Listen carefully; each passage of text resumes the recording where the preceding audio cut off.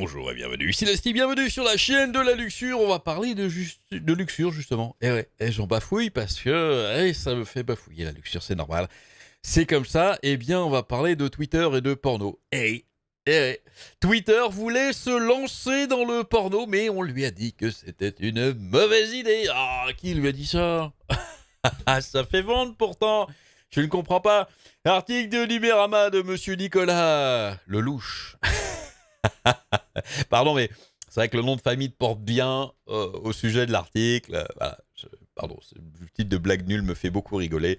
C'est pas grave, bien, lancez-moi vos blagues nulles dans les commentaires, ça m'intéresse à chaque fois. Ça me fait rigoler à chaque fois que vous m'en faites, et puis ça me donne du baume au cœur pendant que je travaille, parce que des fois je lis un peu vos commentaires au boulot pendant que je travaille un petit peu, donc voilà, ça me fait sourire. Allez, de quoi s'agit-il? Avec le projet ACM, Adult Content Monétisation, contenu adulte, la monétisation de contenu adulte, tout simplement. Peut-être qu'il y aura ça un jour sur la chaîne de Leslie, on ne sait jamais. Twitter rêvait de partir à l'assaut d'OnlyFans ou de Mime. Je sais plus quoi. Bref, c'est un équivalent, alors qui marche un petit peu moins bien qu'OnlyFans, mais qui est toujours là, qui vivote, pour vendre des abonnements vers des contenus adultes. Après un examen interne, la société est arrivée à la conclusion que c'était dangereux. Ah bon? C'est bizarre parce que il y a déjà du contenu très très chaud. Il y a plein de comptes sur Twitter qui contiennent du contenu pornographique déjà. Alors, et en plus ils ont fait récemment le Twitter Blue avec le truc à abonnement. Franchement, Twitter qui aurait fait une section spéciale pour adultes, moi ça m'aurait pas choqué. Du moment qu'ils divisent en fait qui sépare les contenus, qui n'est pas un mélange en fait de tout et de rien, que ça soit pas un gloubi-boulga, qu'on ait juste du contenu, des dessins animés, et juste derrière, trois mecs qui s'enfilent sur le post suivant. Bon, ça, c'est un peu gênant en général, mais si c'est bien séparé, c'est bien truc. C'est ce que je dis à chaque fois pour Twitch aussi, que Twitch propose n'importe quel contenu, des filles en jacuzzi, des mecs qui font du gaming, du porn, en fait, c'est pas très grave. Ils font ce qu'ils veulent, ils proposent ce qu'ils veulent. Et je leur dis qu'ils devraient justement faire ça sur Twitch, mais qu'ils séparent en fait les contenus dans des sous-domaines. Comme ça, quand on veut regarder que du gaming, eh ben on va sur le truc de gaming et on a que du gaming qui s'affiche. Et puis quand on veut regarder des jacuzzi, des bikinis, eh ben on va sur la section jacuzzi bikini. Et puis là, on a que ça et on est content. Et chacun il trouve son compte et c'est très très bien. Ce qui gêne en fait la plupart des gens en général, c'est le mélange des genres. Voilà. Mais là, écoutez, peut-être que quelqu'un de chez Twitter écoute en ce moment cette vidéo et va se dire mais oui, Lusty a raison, c'est une très bonne idée, je vais le suggérer à mes patrons. Avec un probable chiffre d'affaires de 2,5 milliards de dollars en 2022, OnlyFans est un exemple de réussite. Alors, on a vu que cette réussite avait été peut-être un petit peu biaisée puisque il y a cette sordide histoire où OnlyFans ils sont en procès, hein. Il y a une plainte, donc on va supposer pour l'instant, faire de la supputation. Il y a des plaintes de créatrices de contenu qui ont porté plainte contre OnlyFans et contre Facebook, Meta, enfin Instagram, mais c'est le même.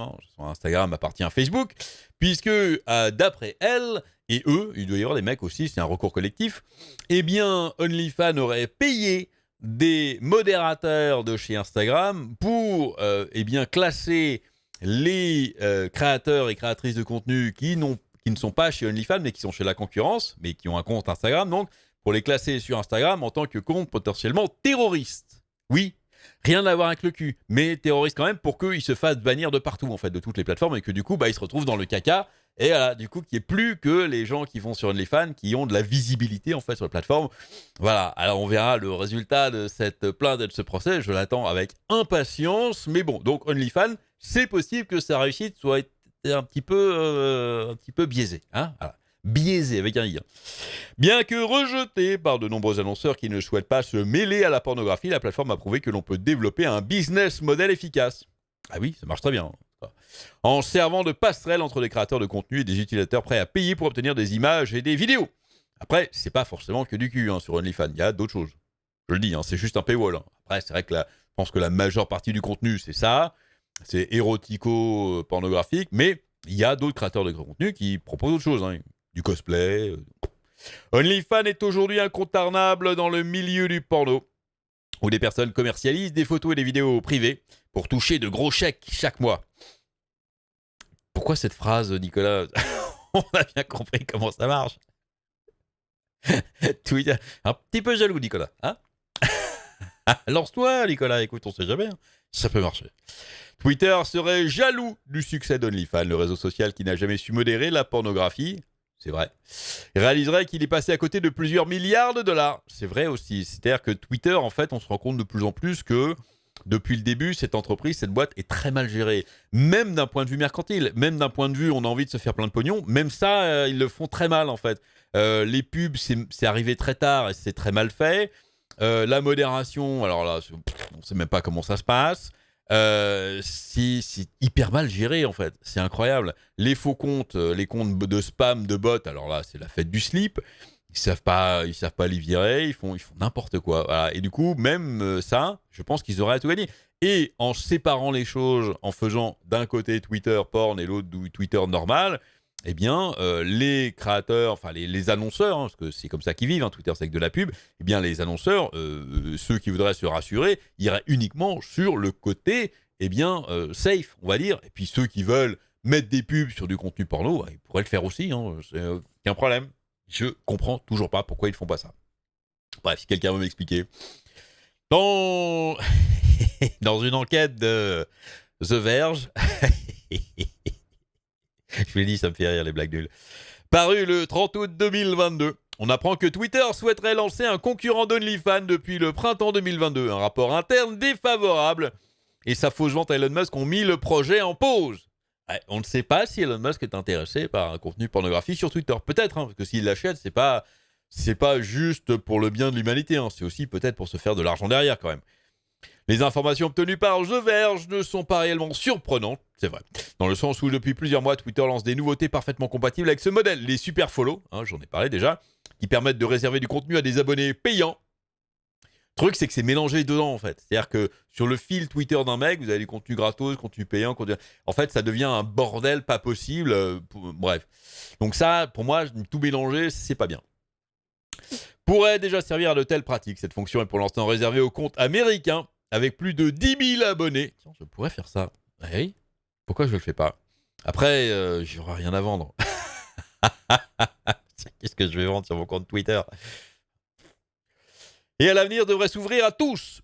En attendant ce fameux futur, Twitter a commencé à développer un projet nommé ACM pour Adult Content Monétisation du contenu adulte. Son constat est simple, la plupart des personnalités d'OnlyFans ont un compte Twitter servant à attirer de potentiels clients vers OnlyFans, comme à l'instar d'Instagram. J'aurais dit, hein, c'est du miel, en fait, voilà, c'est la carotte, j'ai dit. Et tiens, mon contenu soft vous intéresse? Eh bien, regardez, j'ai une page OnlyFans sur laquelle vous pouvez acheter du contenu bien plus hard, allez-y, voilà, et ça sert pour rapatrier, en fait, plein de gens, c'est vrai. Du coup, ils voient partir plein de monde sur la concurrence, ils disent, non, pourquoi on les garderait pas? Et c'est pas idiot.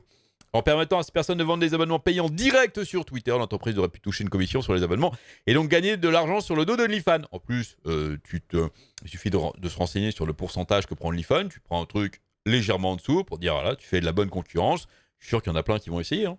Mais en parallèle, il y en a plein des créatrices de contenu qui essaieraient d'avoir les deux. Et puis, voilà, puis après, vireraient quand tu as vu que les gens, quand elles verraient que les gens restent sur Twitter. Cette fonction, pourquoi ils m'ont pas engagé Twitter, je comprends pas. Cette fonction aurait pu faire fuir des annonceurs, mais Twitter n'aurait que l'argent gagné et compenserait les pertes.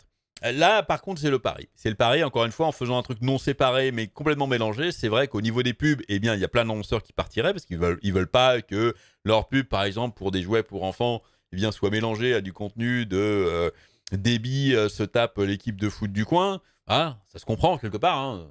Mais ils pensaient, hein, apparemment, dans leur business plan, que l'argent récupéré grâce à ces comptes, en fait, compenserait largement. Bon, moi, je donne une solution pour avoir les deux, s'ils veulent pas m'écouter. Pour s'assurer que son idée était bonne, Twitter a formé une équipe de 84 employés. Attention, hein, ça déconne pas. Hein. Il y a, alors, au niveau de la modération, il y a 1300 modérateurs pour le monde entier. Mais alors là, pour faire du cul, ils dégagent 84 mecs. Grosse envie. Chargé de se prononcer objectivement sur la question. Malheureusement pour la direction du réseau social, cette équipe n'est pas allée dans le sens souhaité. Elle est arrivée à la conclusion que les capacités de modération de Twitter étaient ridicules face au risque engrangé par un tel service.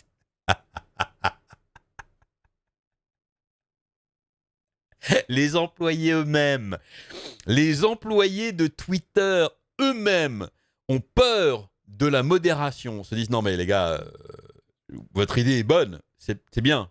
Au niveau pognon, c'est bien. Ça risquerait de gagner beaucoup d'argent. Mais notre modération est à chier. Ça va foirer. Arrêtez tout de suite.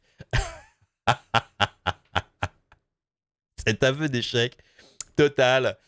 Twitter est incapable de reconnaître du contenu pédopornographique, de la violence sexuelle et ne connaît pas l'âge de ses utilisateurs. En l'état, le projet ACM le conduirait à sa perte.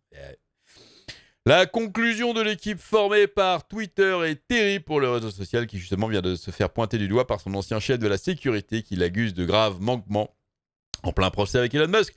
Twitter n'avait pas besoin d'une nouvelle preuve de son incapacité à protéger ses utilisateurs. Ce que dit The Verge est que Twitter ne sait détecter que le contenu déjà signalé par les autorités. Les algorithmes ne sauraient pas reconnaître un viol sans intervention humaine. Oui. Mais il faut engager des modérateurs Twitter. C'est pas compliqué quand même. Si vous avez un bot qui flag, avoir des bots c'est très bien. Avoir des trucs automatiques c'est très bien. Il suffit que le bot flag et que il suffit d'avoir des modérateurs qui vérifient derrière, tout simplement. Mais bon, visiblement, ils n'ont pas envie d'une masse salariale plus importante qui les aiderait pourtant énormément dans toutes leurs aventures ou tous leurs trucs qu'ils veulent faire. Entre-temps, l'arrivée d'Elon Musk dans le monde de Twitter a tout bouleversé. Twitter voudrait désormais régler le problème des spams. Afin de prouver au milliardaire qu'il a tort sur son inaction, le porno n'est plus sa priorité. Bon, voilà, évidemment, si même les employés critiquent leur propre modération, on se doute bien que lutter contre les comptes spam, bots et autres, ils sont complètement aux fraises dessus. Et c'est ce que va révéler, évidemment, le procès, ce qui n'aura peut-être pas d'incidence sur le fait que Elon Musk a été engagé à acheter. Peut-être que le jury trouvera que, comme il s'était engagé, peu importe la qualité du produit, il doit quand même acheter le truc. On verra ce que ça dit. Mais voilà, maintenant vous savez tout sur les velléités de Twitter à aller dans le monde de la pornographie. Ah, c'est fantastique. Vive le futur, amusez-vous bien. Et à très bientôt.